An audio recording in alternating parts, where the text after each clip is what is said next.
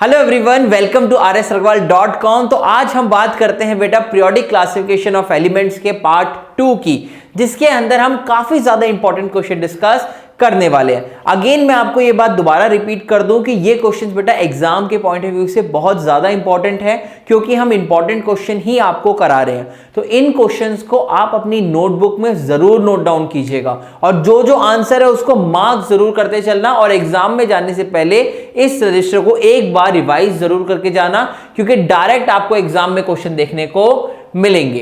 तो first question देखते हैं, बहुत ही अच्छा क्वेश्चन है ये आपका। फर्स्ट क्वेश्चन क्या कह रहा है कि दो एलिमेंट हैं आपके एक्स एंड वाई, ग्रुप 1 और 2 के, ठीक है, और सेम पीरियड में है। कंपेयर कीजिए और इनकी सारी प्रॉपर्टीज निकालिए और बताइए क्या क्या आंसर है। बहुत सिंपल है, लेफ्ट टू राइट की बात कर रहा है। कहां की बात कर रहा है बेटा? लेफ्ट से राइट की तरफ की बात कर रहा है। ठीक है, बहुत सिंपल है। देखते हैं पहला क्या बोला इसने कि the number of valence electron in their atoms. देखो, जो x की बात कर रहा है और जो y की बात कर रहा है, x कौन से ग्रुप का है बेटा? आपके फर्स्ट ग्रुप का। और y कौन से ग्रुप का है बेटा? सेकेंड ग्रुप का। तो अगर मैं x की बात करूं तो बेटा x अगर फर्स्ट ग्रुप का है तो यानी x के अंदर वैलेंस इलेक्ट्रॉन कितने होने चाहिए? वैलेंस इलेक्ट्रॉन कितने होने चाहिए सर? 1। और अगर ग्रुप 2 की बात कर रहा हूं तो यहां पे वैलेंस इलेक्ट्रॉन कितने होने चाहिए? 2। फॉर एग्जाम्पल, जैसे अगर हम सोडियम की बात करें तो सोडियम आपका फर्स्ट ग्रुप से बिलोंग करता है, तो उसके आउटर मोस्ट शेल में कितने इलेक्ट्रॉन होते हैं? 1। अगर मैं मैग्नीशियम की बात करूं तो उसके आउटर मोस्ट शेल में कितने इलेक्ट्रॉन होते हैं? 2। तो पहले क्वेश्चन का तो अपना आंसर निकल गया। दूसरा क्या है? Their valencies. पता है अपने को कि ये दोनों क्या है आपके आउटर मोस्ट शेल में 1 से 3 इलेक्ट्रॉन के बीच में आ रहे हैं, यानी ये इलेक्ट्रॉन लूज करेंगे, यानी ये मेटल है। तो इनकी अगर मैं वैलेंसीज की बात करूं, दोनों की वैलेंसी कितनी आने वाली है, तो वैलेंसी आप बता सकते हैं सर, इसकी वैलेंसी 1 आएगी और इसकी वैलेंसी कितनी आएगी? 2 आएगी। बहुत सिंपल है। अगला क्या है? Metallic character. ये वाला पॉइंट बहुत इंपॉर्टेंट है। देखिए, ये बात मैंने आपको बताया है कि जैसे जैसे आप लेफ्ट टू राइट की तरफ जाते हैं, जैसे जैसे आप लेफ्ट से राइट की तरफ जाते हैं, तो जो आपका एटॉमिक साइज होता है ना, वो साइज आपका धीरे धीरे धीरे धीरे कम होने लगता है। वो कम क्यों होता है? क्योंकि आपके सेंटर के अंदर जो प्रोटॉन्स होते हैं वो आपके इंक्रीज करने लगते हैं। जैसे अगर अब मैं सोडियम से मैग्नीशियम में जाऊं, मैग्नीशियम से फिर आगे जाऊं, तो ये आपके प्रोटॉन्स इंक्रीज करने लगते हैं, जिस वजह से आपका साइज छोटा हो जाता है। अगर साइज छोटा हो गया तो सर क्या रहेगा? इसको थोड़ा पीछे करके यहां समझाते हैं, इस आंसर्स को यहां रख देते हैं। देखिए, अगर साइज छोटा हो गया तो क्या हो जाएगा बेटा? देखो, मान लो ये आपका सोडियम का साइज है, ठीक है, और ये उसके शेल्स मान लो, और ये मान लो आपका मैग्नीशियम का साइज है, इसका थोड़ा सा छोटा हो जाता है, ठीक है। तो अगर साइज छोटा हो गया तो ये आउटर मोस्ट शेल के इलेक्ट्रॉन्स हैं, तो ये जो प्रोटॉन अंदर भरे हुए हैं, ये क्या करेंगे? इनके ऊपर बहुत ज्यादा अमाउंट ऑफ फोर्स लगाते हैं और इनको अंदर खींचने की कोशिश करते हैं, जिस वजह से आपका साइज क्या हो जाता है? थोड़ा कम हो जाता है। तो यही बात बोली जाती है कि लेफ्ट टू राइट जाते वक्त आपका जो एटॉमिक साइज होता है वो क्या करता है बेटा? डिक्रीज करता है। एटॉमिक रेडियस भी आपकी डिक्रीज करती है। तो अगर हम लेफ्ट टू राइट जा रहे हैं तो ये इलेक्ट्रॉन आसानी से नहीं निकल पा रहा। अगर इलेक्ट्रॉन आसानी से नहीं निकल पाएगा तो यानी ये इलेक्ट्रॉन आसानी से लूज नहीं करेगा, यानी एक पुअर मेटल होगा। तो लेफ्ट टू राइट जाते वक्त आपका जो मेटेलिक कैरेक्टर होता है वो भी क्या करता है? डिक्रीज करता है। तो अगर x और y की बात किया जाए तो x और y के अंदर से कौन ज्यादा मेटेलिक होगा? सर, आप लेफ्ट टू राइट की बात कर रहे हैं तो राइट वाला तो पुअर मेटेलिक कैरेक्टर शो करेगा, यानी लेफ्ट वाला अच्छा मेटेलिक कैरेक्टर शो करेगा। तो इसीलिए मेटेलिक कैरेक्टर कौन अच्छा शो करेगा? यहां पर x शो करेगा। Clear? Size of their atom, again मैंने बताया लेफ्ट टू राइट जाते वक्त आपका साइज डिक्रीज होता है। क्यों होता है उसका रीजन दिया, तो size of atom will decrease. अब बात कर रहे हैं इनकी ऑक्साइड्स की। बहुत सिंपल है। अगर मैं x की बात करूं, इसको यहां से हटाएं, अगर मैं x की बात करूं तो x के वैलेंस इलेक्ट्रॉन 1 थे, यानी वैलेंसी 1 थी। ऑक्सीजन जो होता है उसकी वैलेंसी 2 होती है। क्रॉस मल्टीप्लाई कीजिए, क्या आ जाएगा आपका? X2O आ जाएगा। अगर मैं y और O की बात करूं तो y की वैलेंसी 2 होती है, इसकी वैलेंसी 2 होती है। कैंसिल आउट, क्रॉस मल्टीप्लाई, 1 1 बचा, तो क्या आ जाएगा? YO। तो ये क्या हो गया? आपके दोनों फॉर्मूले बन गए ऑक्साइड्स के। अगला क्वेश्चन क्या बोला है कि फॉर्मूले ऑफ देयर क्लोराइड्स। बहुत सिंपल है, सेम क्वेश्चन। x और क्लोराइड, x की वैलेंसी 1 है, इसकी भी 1 आती है। क्रॉस मल्टीप्लाई करो, क्या बन जाएगा? XCl।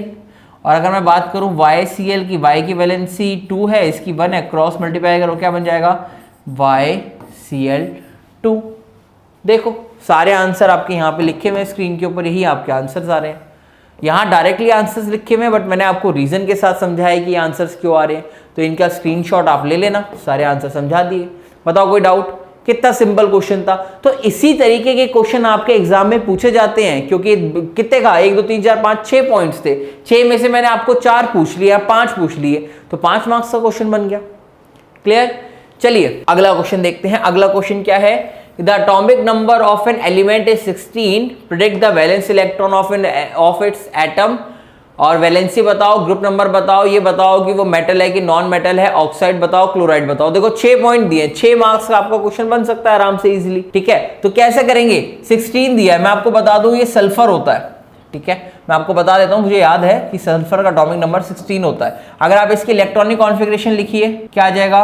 2 8 10 और 6 16।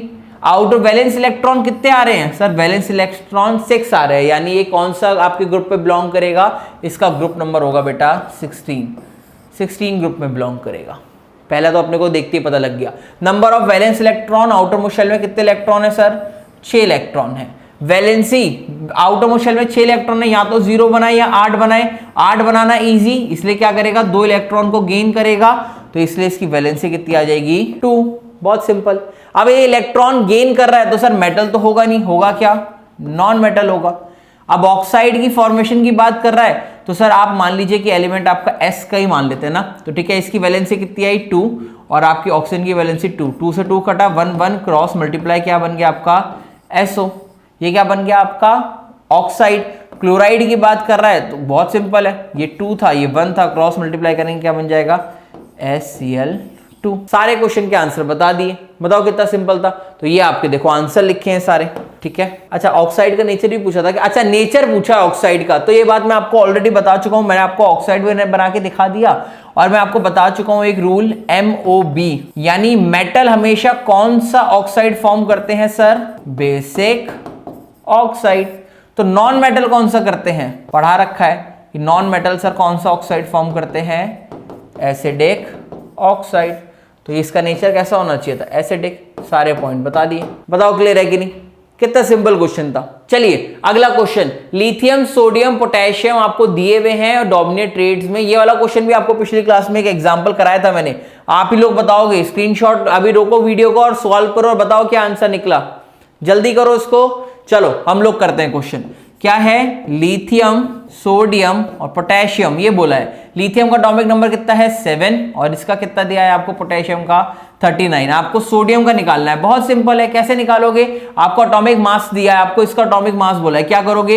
इन दोनों को सम करो और इसका एवरेज निकालो, मतलब 39 + 7 डिवाइड बाई 2 करोगे, तो जो भी आएगा वो आपका सोडियम का आंसर आने वाला है। और वो क्या होगा? इसका सोडियम का एटॉमिक मास होगा। आंसर देख लेना, 23 आ रहा है। क्लियर? ठीक है, तो आप यहां पर स्क्रीन पे देख भी सकते हैं। अगला क्वेश्चन क्या है? State the modern periodic law for classification of elements, groups and period there are modern periodic table. मतलब मॉडर्न पीरियोडिक टेबल में भैया आपके कितने ग्रुप्स हैं और कितने आपके पीरियड्स हैं? बताओ। कितना इजी क्वेश्चन है। ध्यान रखना यहां पे किसकी बात करिए? मॉडर्न पीरियोडिक लॉ की। आपसे मेंडलीव नहीं पूछा है। बताओ जल्दी कितने होते हैं? अरे बताया तो है, यहां पर 18 ग्रुप्स होते हैं और 7 पीरियड्स होते हैं। ये बात ध्यान रखिएगा, 18 ग्रुप्स होते हैं यहां पर और 7 पीरियड्स होते हैं। क्लियर? ठीक है, जिसमें 18 जो ग्रुप होता है वो आपका नोबल गैस का होता है, 17 ग्रुप जो होता है वो आपके हेलोजेंस का होता है। तो वो सारी फैमिलीज आप पढ़ चुके हैं। अगला क्वेश्चन है, बहुत इंपॉर्टेंट क्वेश्चन है। इस तरीके के ही क्वेश्चन आपके एग्जाम में पूछे जाते हैं और कोई भी क्वेश्चन आपसे एग्जाम में नहीं पूछे जाते। अगर मैं बात करूं, एक एलिमेंट है, ठीक है, जिसका एटॉमिक नंबर 12 है और आपको इसकी सारी चीजें बतानी है। क्लियर है? बहुत सिंपल है। अगर मैं बात करूं, M की बात करूं तो कितना कह रहा है? एटॉमिक नंबर 12 है। मुझे तो मैं आपको बताऊं, अगर ये M नहीं दिया होता ना, तो एटॉमिक नंबर 12 किसका होता है? मैग्नीशियम का होता है। एटॉमिक नंबर याद करा करो, जितने याद करोगे उतना आप लोगों के लिए अच्छा है। इलेक्ट्रॉनिक कॉन्फ़िगरेशन लिख लीजिए, KLm282। आउटर मोस्ट शेल में 2 इलेक्ट्रॉन। क्या चाहेगा? इनर्ट गैस कॉन्फ़िगरेशन अटेन करूं। कैसे अटेन करेगा? या तो आउटर मोस्ट शेल में 0 बनाए या 8 बनाए। क्या बनाना इजी? सर 0 बनाना इजी, यानी 0 बनाएगा तो इलेक्ट्रॉन गेन करेगा कि लूज? सर इलेक्ट्रॉन लूज करेगा। अगर इलेक्ट्रॉन लूज करेगा कि मेटल होगा कि नॉन मेटल? सर जाहिर सी बात है इलेक्ट्रॉन लूज करेगा तो क्या होगा?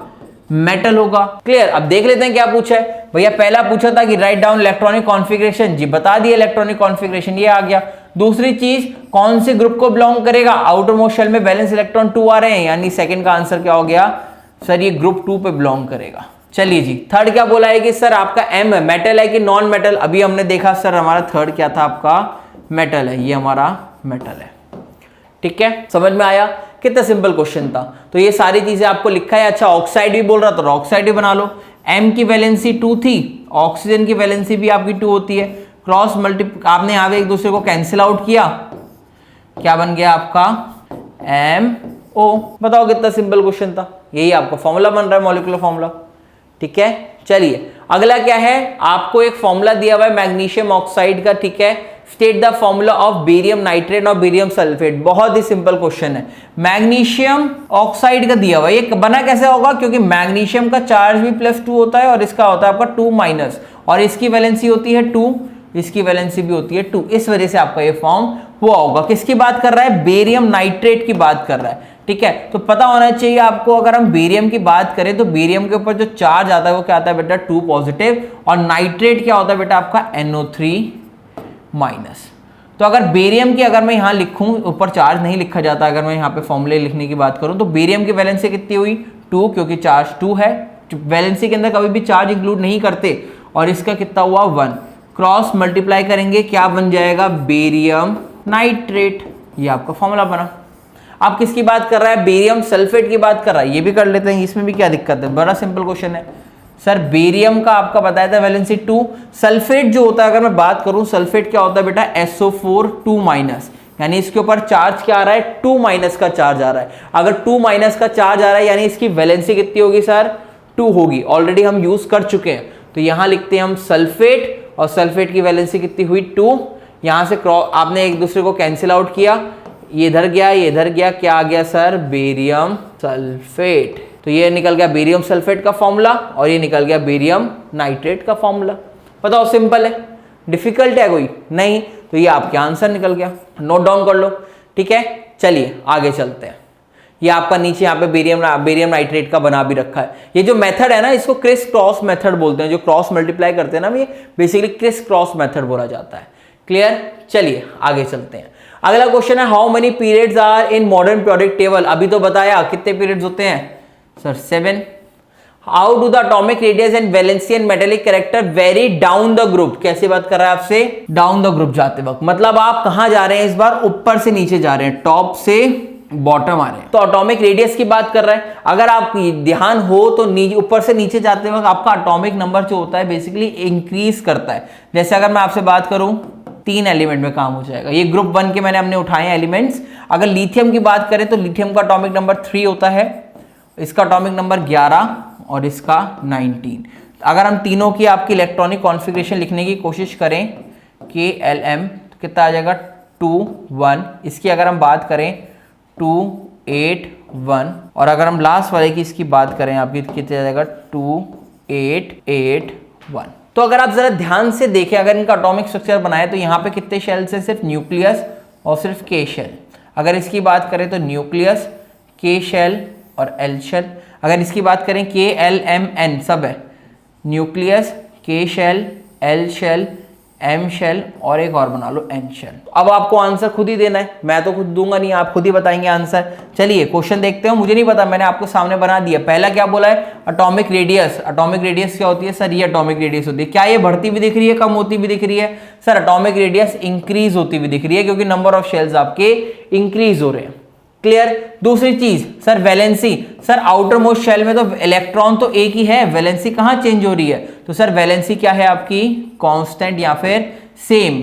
Metallic character, sir down the group जा रहे हैं तो आपके सेंटर के अंदर जो प्रोटॉन है ना और आउटर मोस्ट शेल में जो इलेक्ट्रॉन है उनका डिस्टेंस इंक्रीज हो रहा है। अगर आपका डिस्टेंस इंक्रीज हो रहा है तो आप बाहर से इलेक्ट्रॉन को आराम से निकाल सकते हो, या फिर वो इलेक्ट्रॉन को बहुत आसानी से लूज करेगा। इसका मतलब सर उसका मेटेलिक कैरेक्टर क्या है? ज्यादा है। तो metallic character down the group जाते वक्त क्या होगा?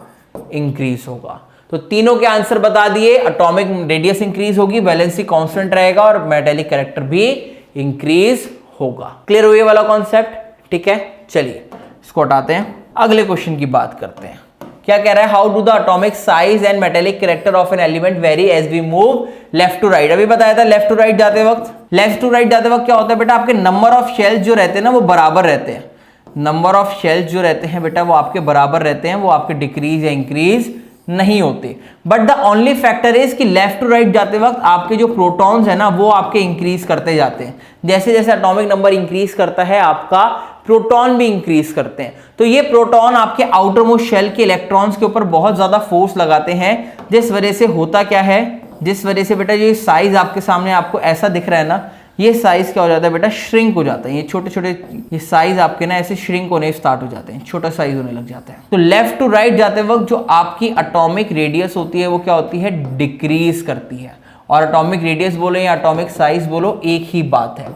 अगर मेटेलिक कैरेक्टर की बात करें तो आप देखिएगा अंदर प्रोटॉन तो इंक्रीज हो ही रहा है, जिसकी वजह से इलेक्ट्रॉन के ऊपर ज्यादा फोर्स लग रही है। तो लेफ्ट टू राइट जाते वक्त आपका मेटेलिक कैरेक्टर भी क्या होता है, डिक्रीज होता है। अगर मैं एक और बात बोलूं, यहां पर मैं बोल देता नॉन मेटेलिक कैरेक्टर, तो वो अपोजिट हो जाता है, मतलब वो इंक्रीज हो जाता है। तो ये बात को आप ध्यान रखेंगे। तो सारे क्वेश्चन के आंसर आप यहां पे देख सकते हैं, यही चीज मैंने आपको बताई। Thank you so much for watching. आज के लिए हम बस इतने ही क्वेश्चन करेंगे। आई होप आपको ये वीडियो पसंद आई होगी और जो जो मैंने इंपॉर्टेंट क्वेश्चन कराए आपके एग्जाम में देखने को जरूर मिलेंगे। ठीक है, तो अगर आपको ये वीडियो पसंद आई हो तो अगेन वही बात, लाइक जरूर करना, शेयर जरूर करना अपने दोस्तों के साथ और इस चैनल को सब्सक्राइब करना मत भूलना। मैं मिलता हूं आपसे नेक्स्ट वीडियो में कुछ अच्छे और नए कॉन्सेप्ट के साथ। Till then take care, bye bye.